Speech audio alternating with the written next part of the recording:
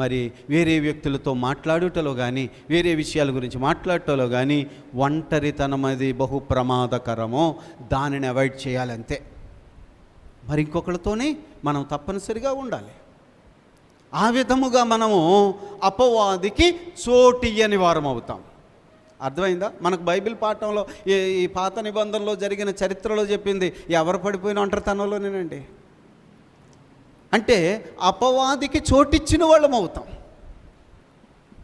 కనుక చాలా జాగ్రత్తగా మనం ఈ విషయాల్లో ఏకాంతంగా మాట్లాడటం, సింగిల్గా ఫోన్లో మాట్లాడటం, లేకపోతే ఇంకొకటి రహస్యమైనటువంటిది ఏదైనా ఉంటే 4 రోజులు బాగానే ఉండొచ్చు, 40 రోజుకు మాత్రం వాడు పడేస్తాడు. నీ ఆత్మీయ స్థితి పడిపోతే ఆయుష్కాలం అయిపోతుంది.